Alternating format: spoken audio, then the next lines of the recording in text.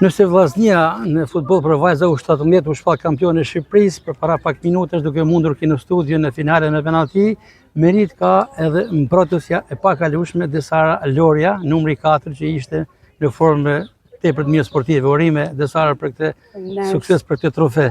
E kënaqur? E kënaqur jam shumë, sepse ne e merituam fitoren, edhe që kur e merituam, normal që jam e kënaqur, sepse treguam shpirtin ton luftarak deri në fund, deri në minutat e fundit. Mas shumë debate, më shumë gjëra, ne treguam që jena Vllaznia dhe do mesim gjithmonë në fitore.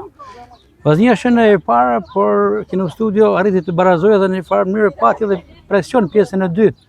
Ju patët shumë punë tek prapavia me kolegët e tuaja në mbrojtje. Ja dole të mban.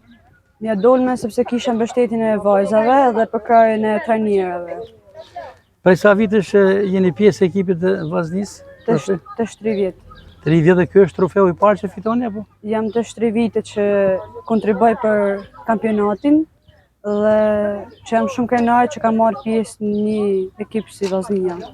Në bashkëpunimi me stafin teknik, me kolegët, me trajnerin Paulo Ajako, i mirëfillt? Shumë e kënaqur që na mbështet në çdo hap tonin.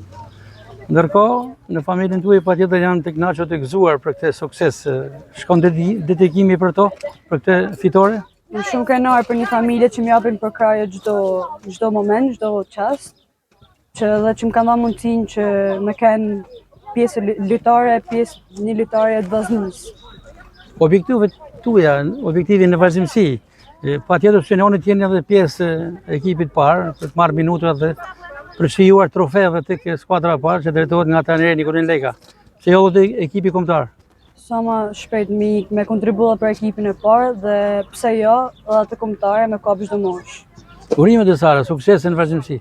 Faleminderit.